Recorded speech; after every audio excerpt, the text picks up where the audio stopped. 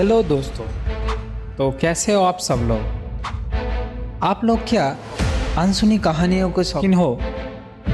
तो आज एक वही अनसुनी कहानी सुनाने जा रहा हूँ आप सबको। तो चलिए शुरू करते हैं एक भूतिया डरावनी कहानी। बिहार के एक छोटे से गांव अधियार के छोर पर एक बहुत पुराना कुआं था। गांव के लोगों इसे खूनी कुआं कहते थे। गांव के लोगों को सख्त हिदायत दी थी कि दोपहर के 12 बजे और शाम के ढलने के बाद इस कुएं के पास अकेला ना जाए। कहते थे कि सालों पहले एक नई दुल्हन ने ससुराल के जुल्मों से तंग आकर उसमें जान दे दी थी और तब से वो कुआं कभी सूखता नहीं था, चाहे कितनी ही गर्मी क्यों ना हो। आर्यन अपने दोस्त की शादी में उस गांव पे आया था। एक शाम उसे जोर की प्यास आई। हैंडपंप खराब था तो उसने सोचा कि क्यों ना उस पुराने कुएं से ताज़ा पानी निकाल लिया जाए। गांव वालों की चेतावनी को पुराने ख्यालात कहकर नज़रअंदाज कर दिया।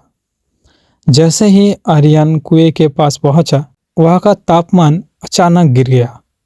कुएं के अंदर से एक अजीब सी गुनगुनाहट आ रही थी, जैसे कोई लोरी गा रहा हो। आर्यन ने बाल्टी कुएं में डाली।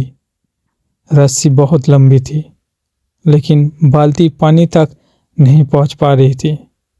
उसने जोर से रस्सी खींची तो उसे महसूस हुआ कि नीचे से कोई रस्सी को वापस खींच रहा है।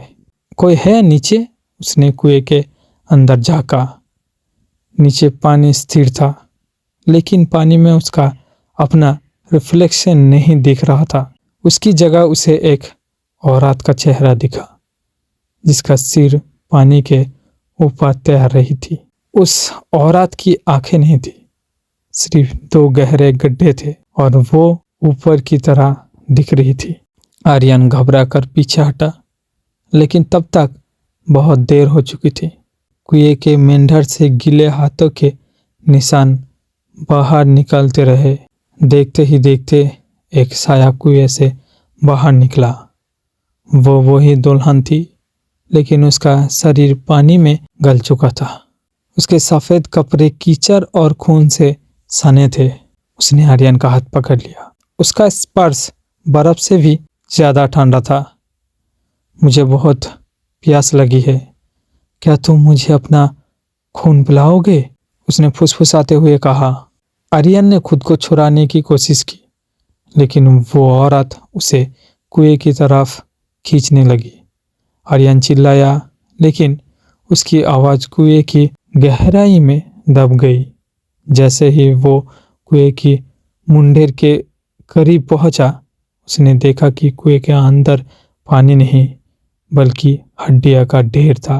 तभी गांव के मंदिर की आरती शुरू हुई और साख की आवाज़ गूंजी। उस आवाज़ से वो चुड़ैल तड़पने लगी और आर्यन को छोड़कर वापस कुएं में कूद गई।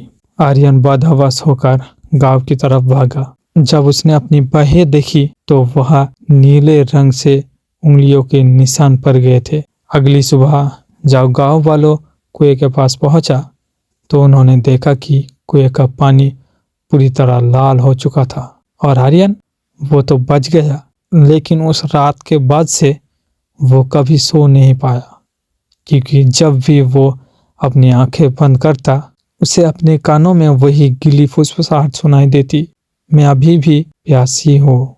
तो कैसा लगा आपको ये कहानी? अच्छी लगे तो कमेंट में बताइए। मिलते हैं नेक्स्ट वीडियो में। Tata bye bye, see you.